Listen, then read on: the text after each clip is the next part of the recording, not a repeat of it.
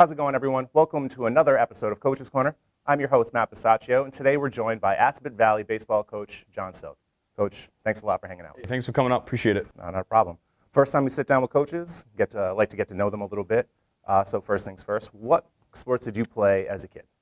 Baseball. It's my love. I've been playing since I was 5 years old. I still play, but I played everything. Grew up in Worcester, so it was just the neighborhood, get out and play. Baseball, golf, football, you name it. But baseball's always been my passion. Always will be. What attracted you to baseball instead of all the other sports? You know what? I don't know. I think it was the sport I was best at. My mother, of all people, got me into the sport when I was a young kid. It was just me and her. We used to play catch in the yard. And then for me, it was just my father loved the game. My father came home from work after a long day, and we'd play catch for hours. And I think I just spending time with my father and just talking and playing the game, and I just fell in love with it. That's cool. Did your mom hit you ground balls? No, my mother didn't hit any ground balls or teach me how to hit, but she was always supportive.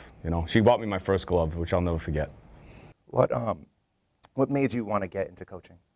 You know what? I think I always wanted to coach, even in college. But I wanted to be a sportscaster, and something just clicked. I just said, you know what? I want to teach and I want to coach, and it was just a natural fit for me. I love being around the kids. I love teaching the game. I think coaching is just an extension of teaching. I really, really enjoy teaching in the classroom. So for me, it just was, everybody ends up where they're supposed to be, and for me, it's where I need to be. Now, it's funny, you wanted to get into broadcasting. I wanted to be a baseball player, so it's funny how the things kind of turn around like that. Everything happens for a reason. What experience did you have with your coaches as a kid? Anything stand out in particular? I always had really good coaches. Growing up in Worcester, it was a blue-collar town, so a lot of the parents would jump in and be the coaches, and I always had supportive coaches. They always told us we could do better than we could do, and I like that. I like the fact that my coaches told me to dream and strive for it. So my Little League coach, Mark McGill, is a guy that always sticks in my head. He was just a guy that loved baseball and taught me how to love the game even more, and taught me the game, and so I was lucky in that respect.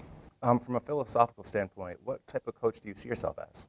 I took a little of everything from everybody. You know what I mean? I take the honesty of my father. I take the teaching instruction of some of the guys that I've learned from in the past. But I demand a lot. I'm a demanding coach. I ask the kids to play the game the right way, respect each other as teammates, respect the game, respect their opponents. We've been fortunate enough to win the Joe Gleason Award by the umpires, awarded by the umpires for 2 years. And I'm a no-nonsense coach, but I also like to joke around with the kids at practice and show that I have a personality as well. This time of year, you're working on a lot of different fundamentals. What are you trying to drive home as a manager? A couple of things.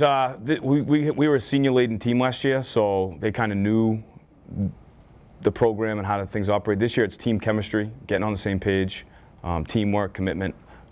It is difficult this year with the weather. We're kind of just finding a little space anywhere we can get, and no excuses. I mean, everyone's going through it. I don't want to hear the kids complain, we're taking ground balls for the third day in a row. And baseball is a game of fundamentals. If you make the fundamental plays and you play the game the right way, you're going to win. And, it's not about flash or substance. It's about fundamentals, and we really strive that here.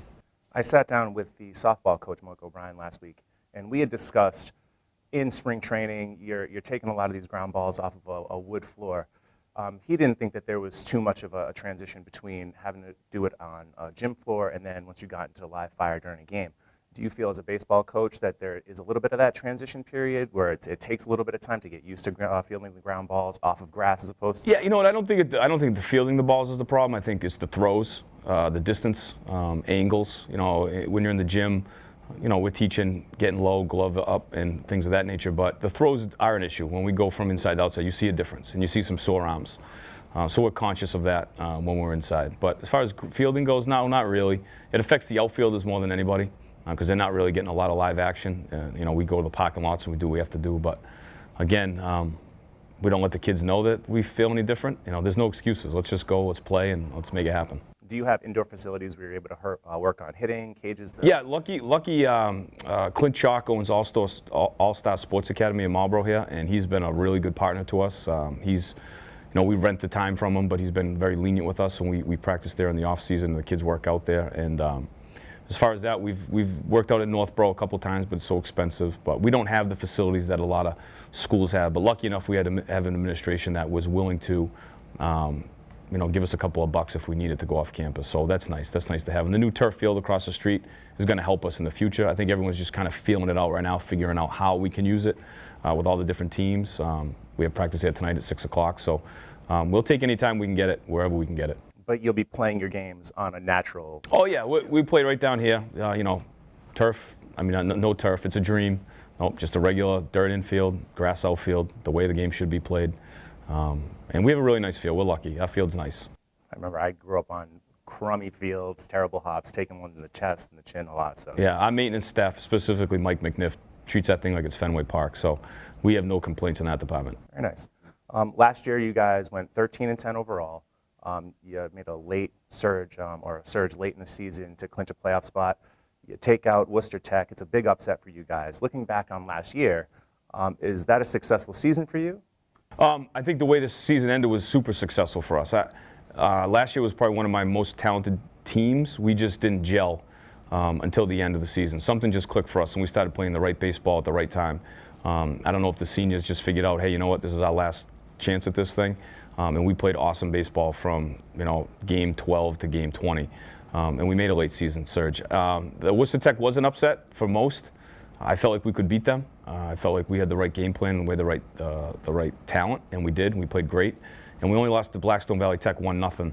And they were a phenomenal team, and they're an excellent team this year. So last year was overall was successful. It was a disappointing regular season, but it was a successful overall season, if that makes sense. Yeah, no, absolutely. What will you have to change this year, though, with regards to managing to make it a successful year, or a more successful year? Philosophically, I have to change some things offensively. We're going to have to play very aggressive baseball, hitting and running with 2 strikes. Suicide squeeze, try to get 2 runs in. We just don't have the offensive firepower that we've had in years past. We just don't have it. We have really good defense, strong defense. We're really young. I'm going to be starting 3 freshmen and 3 sophomores. My 2 best players are sophomores. So there's going to be some learning curve along the way. And offensively, we're going to have to generate offense, and that's going to be the biggest challenge for sure. So coming into this year, it's going to be more about the personnel and not anything that you've done in the past. Each year is kind of like wiping the slate clean, assessing the personnel that you have in the field, and then making your decisions like that. Or are there things that you take from year to year to year, no matter what? Yeah, my foundation's always there. I mean, I like to run practice the same way every year. My defensive signs are the same. Everything's the same philosophically, but the thing I like about coaching the most, specifically here, is every year is a different team. You don't know what kids from what towns are coming here, and you gotta sweep them up and get them to play together as fast as possible. It's not like a comprehensive high school. These kids playing together from 7, 8 years old. These kids come in at 14, they get to know each other, and hey, you're on the same team. So personnel-wise, for us is always the struggle, finding the right pieces. We have a couple of freshmen this year that they may not be as talented as some in the years past, but they're the right fit. So we're going to keep them for now and see how it goes. You lost one of your best players, maybe one of the best players in AV history last year, in Jordan Dossis. Yep. Now, how do you move forward as far as trying to replace that production? Yeah, it's going to be tough. Jordan, he was a freshman call-up for me, and he hit from the minute he got in the varsity lineup. I mean, he had over 100 hits in his career. He was phenomenal. I mean, just power. Quickest hands I've ever coached. I don't think we'll really replace him or James Capello, who had 3 home runs last year. It's going to be collective. His brother is a sophomore, Tyler. He's just as talented. He's not the hitter that Jordan is, but he's a harder worker than Jordan. So I think Tyler will pick up the slack in that regard. But we have to replace not just Jordan, but quite a few other pieces this year. Anybody else that we should keep an eye out for? Andrew Smith's an exciting player for us. He's a sophomore center fielder, converted second baseman. He'll be our leadoff guy. He's really the guy that turned our season around last year. I called him up from the JVs, and he catapulted us. We put him in the leadoff spot, and he really, really took off for us. I'm excited about him. I'm excited about Isaac Wagner. He's a first-time third baseman. Again, he was a JV call-up last year, played phenomenal for us in the playoffs. Overall, we're just a blue-collar, nitty-gritty type. We got a couple star players, if you want to call it that, but other than that, we're just a bunch of kids that are just going to try to get out there and work hard. And there's some young guys I'm really, really excited about. And I'm not a guy that likes to carry a lot of freshmen, but this year, our freshman and sophomore class is our best class.